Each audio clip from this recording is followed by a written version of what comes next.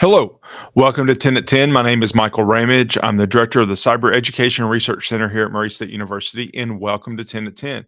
10 at 10 is brought to you through a partnership between Murray State University, Grow West, the Technology Council of West Kentucky, KY Innovation, and local partner Sprocket Innovation in Paducah and the Kentucky Innovation Station in Madisonville. This week, we are continuing our series on looking at the top 10 cybersecurity mistakes that small businesses make. We have covered 8 separate areas that small businesses mess up when thinking about cybersecurity. So this week we're going to look at number 10. I'm sorry, look at number 9. Next week we will wrap up by looking at number 10. So this week, as we continue on, number 9 is the lack of balance across people, processes, and technology controls. So, what do I mean when I say that? What does that actually look like? Um, the best way that I know to look at it is through a Venn diagram. So, first you have people. And now a lot of companies don't actually start with the people, they finish with the people, but there's the people aspect. Then there's the processes aspect. And then there's the technology aspect. And you want to be in that part where all of these circles overlap. So you want to be right in this area here.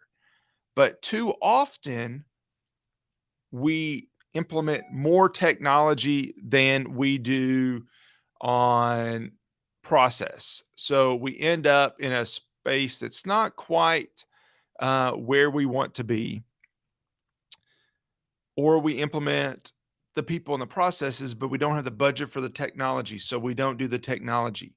Well, small businesses make the mistake of thinking that if I just spend the money on technology, or if I have good policies in place, or we have trustworthy people. I mean, I trust my people. They wouldn't do anything to hurt our organization. So we should be in good shape.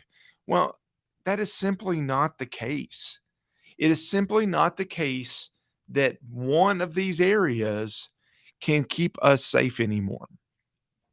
A strong cybersecurity program is a program that encompasses all of these areas, and it combines them in a comprehensive way to come up with an overall strategy, cybersecurity strategy for your organization. You can't pick two of these. You can't pick one of these. You have to pick all three. And all three of them have to have equal weights in a way that can be implemented across the entire enterprise. So let me dig into that a little bit more. When we talk about people, we're talking about a couple of different areas. First, we're talking about professionals with the appropriate skills. We talked about that over the last few weeks. Is that if we're going to have, first of all, IT people and cybersecurity people aren't necessarily the same skill set. We talked about that. And we talked about making sure that our experts get that ongoing training that they need. Second, we talked about education, training, and awareness for all users.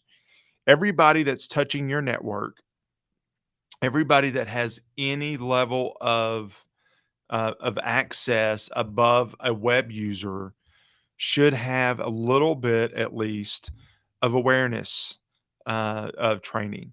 It may not be that they need to the level of education. They may not need even training, but they should have at least a little bit of ongoing awareness um, activities to help them understand what's going on with security.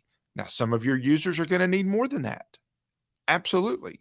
But maybe it's monthly awareness videos. Maybe it's a monthly phishing, internal phishing campaign to test users, and users that fail to identify the phishing attempt are then asked to do additional training. Maybe it is providing opportunities for the heads of each department within your organization to do more. There's a lot of different ways that education and training and awareness can show itself, but the truth is that if you're not addressing the people part, you're not addressing the three things that you need to keep your organization safe. So you got to have the people part.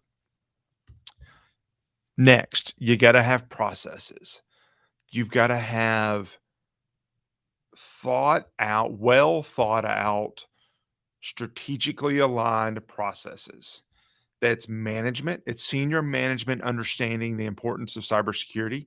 That is a governance framework, and in some cases, maybe multiple frameworks that you're pulling together. It's using best practices when developing those components, and it's assessments and audits, making sure that you're doing what's necessary. You really have to think about all of these processes today. If you're not thinking about all of these processes and you're accepting credit cards, for example, then you may be out of compliance with current law.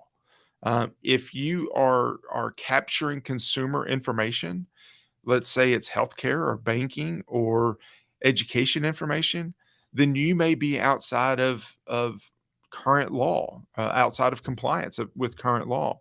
If you're doing work in California or in Colorado, or in Europe or in a number of other states that have, or a number of states or countries that have data privacy rules in place, then you may be out of compliance with current law. Um, so when you're thinking about the processes, you've got to make sure that you're thinking about it holistically and strategically. It's got to start with the people, and it's got to start with the people in senior management, senior leadership, and go all the way down on those processes and people. And then finally, that brings us to the technology. You cannot deploy technology securely without also addressing the other two aspects that are listed on here. Small businesses think so often that if I do some of these basic things, then I'm in good shape. If I buy a firewall, I'm good. I've got the technology in place.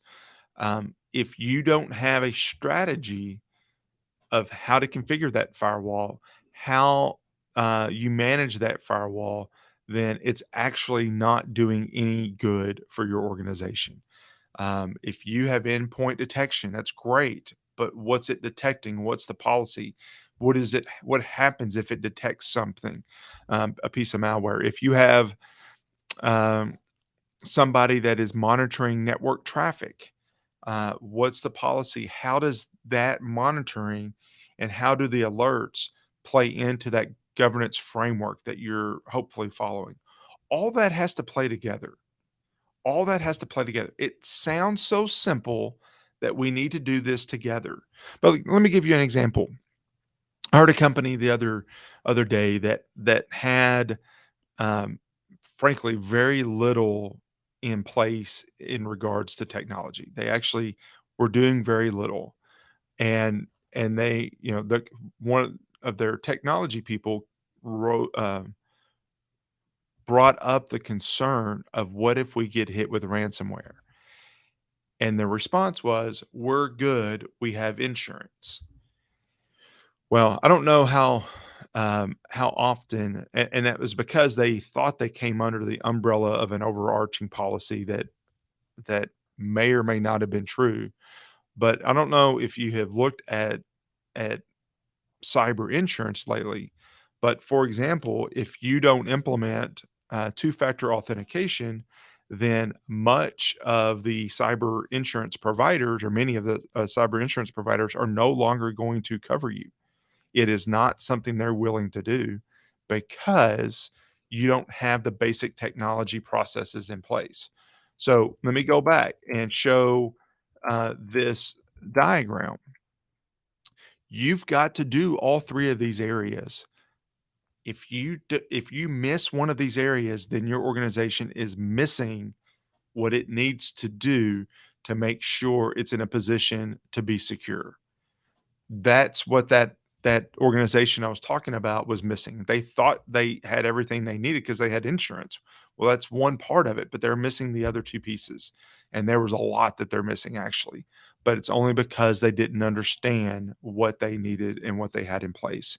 So anyway, I hope that that helps a little bit. This was tip number 9 out of 10, or at least the ninth area where organizations miss it, are missing the mark when it comes to cybersecurity. And you've got to have a balance: people, processes, and technology. Thank you for joining today for 10 at 10. I hope you enjoyed it, and I'll see you right back here next week on 10 at 10. Thank you. Bye.